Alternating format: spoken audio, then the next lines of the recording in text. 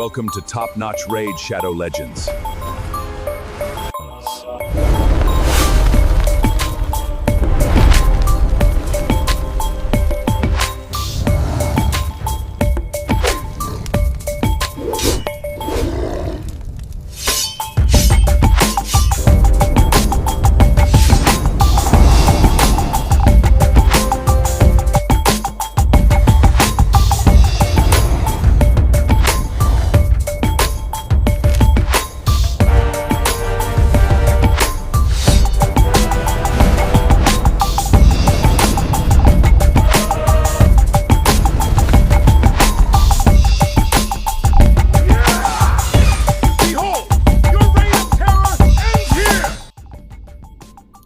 Welcome back, guys. So we're gonna try and get this new champion right now. Sold a bunch of gear just to get us there.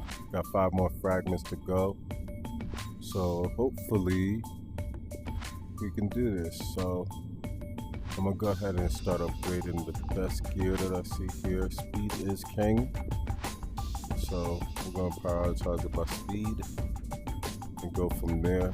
Take these bad boys to 16. I gamble with my gear. I don't put too much into it. I put everything by speed that's in there. Whatever has the highest speed, and I upgrade it.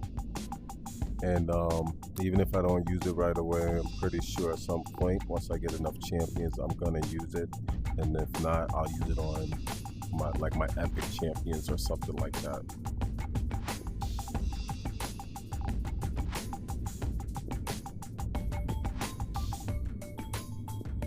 I think we did it, guys.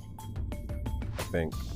Hopefully I didn't have to pass another threshold, reward threshold. I think it was only one.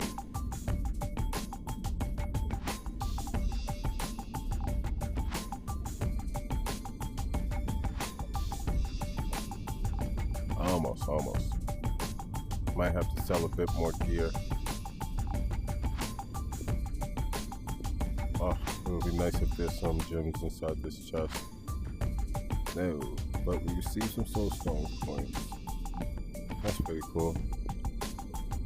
Alright, so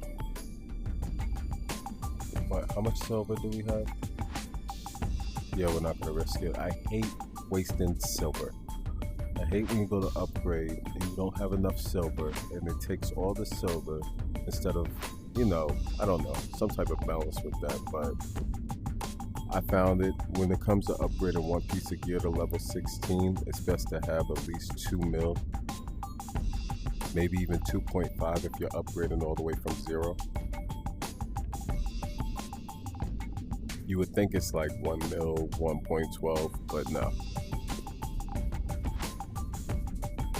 Alright, so we're gonna do 5-star.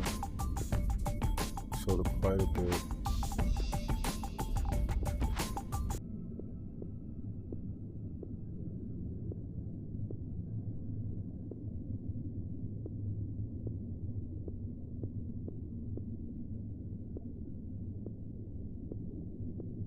Keep those 5-star speed boosts. May need them in an emergency. For the most part, I don't really care for 5-star gear, so unless it's already, this. I never get rid of my 9-piece 5-star pieces. Unless it's helpful. But I try not to. I learned my lesson last time.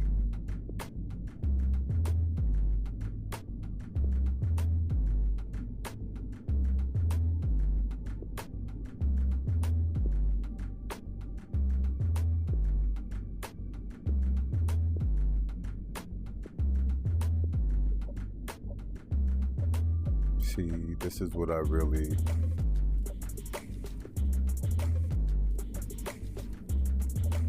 took from last time. Honestly, I think I might have to sell a few 6-stars just to get me there. Or do I sell the 5-star?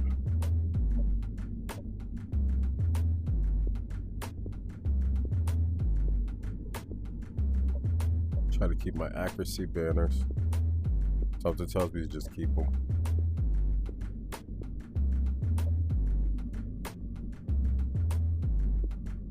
No, don't sell that Slayer.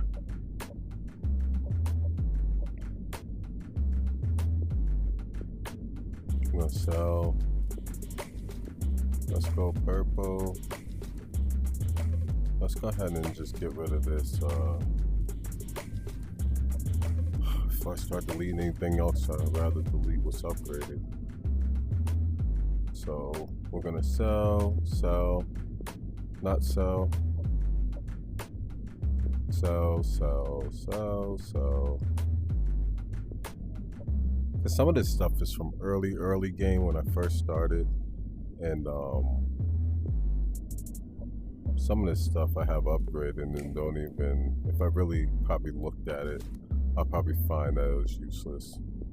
But I try not to really think about it, to be honest with you. It's just a game in my opinion. But if I get caught up on it, I'll be sitting here really making the longest decisions on the smallest piece of gear. So every decision gets 5 seconds for me. At least when it comes to this part.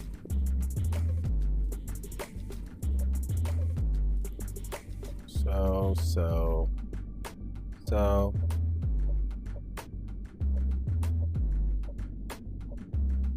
Try and get this guy unlocked. Then we're gonna build him, come back, test him out, and then we're gonna give a review on him. Silver watchers. I wish I would have had him yesterday when Silver and Watches Crypt was open. I could have used him in hard mode. So then we go up here.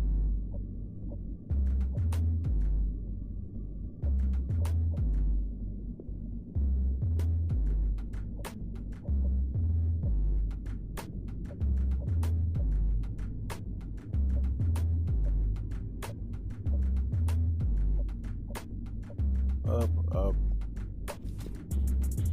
I think that's about the most of what we're gonna sell.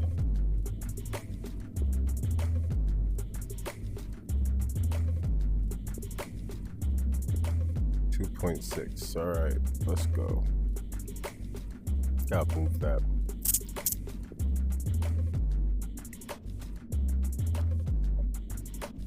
All right, so speed, high, current level.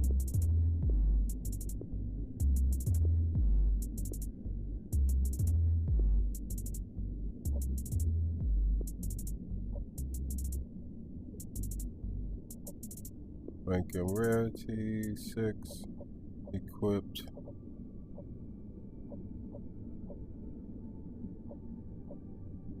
There's something I'm doing wrong here? Ah. Alright. So now we're at Merciless Gear. And we're gonna upgrade this piece of Merciless. This doesn't have any speed in it, so wait a minute. Okay. Because at this point none of these pieces have speed. Let's upgrade the last piece of speed in here. I guess. So what's the next most important one? Let's go accuracy. Alright, so upgrade. I guess if you guys want to use this method, it's up to you. This is how I upgrade my gear.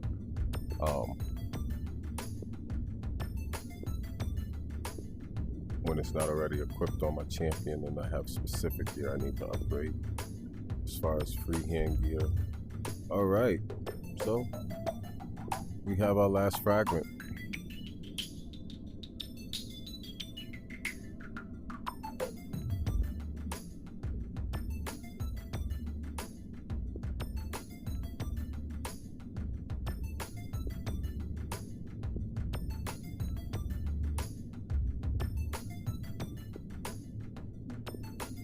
Alright, let's get this guy. And this is gonna give us points for the champion chase. This is why I was really trying to get this done. I really wanted the points for the champion chase for this guy. So let's go ahead and summon. We should do it by hand, right? Yeah, we should do it by hand. Yeah.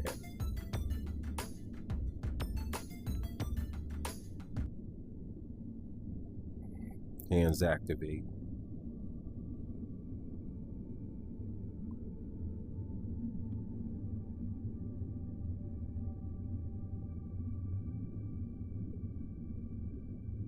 All right.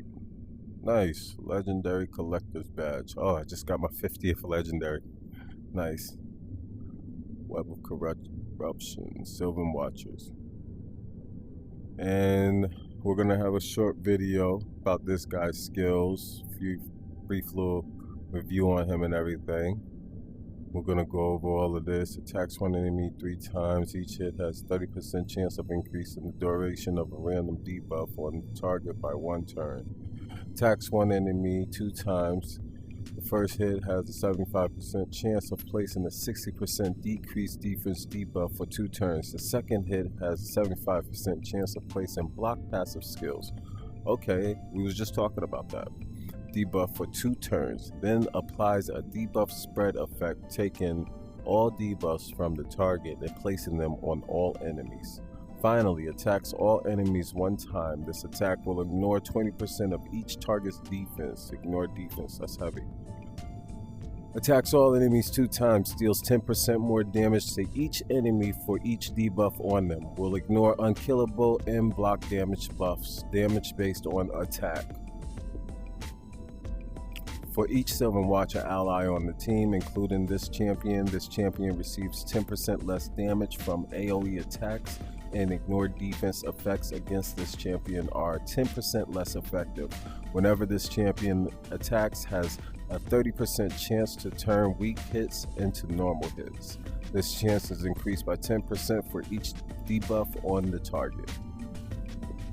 And he has a increased allies attack in all battles, so he's great with like Sun Wukong. I mean, obviously Sylvan Watchers because of his skill, but Sun Wukong, Michelangelo, Kebram, None the Flame. Hey, and he has a Nord. Okay, you know, okay, and okay, he might be the next beast in my account. I might have to, yeah. So we're gonna make I'm gonna have a video. You guys can get more in depth about this guy and his skills and the way he moves, and then we're gonna do a little bit of test run with him to show him off a bit. All right, so stay tuned.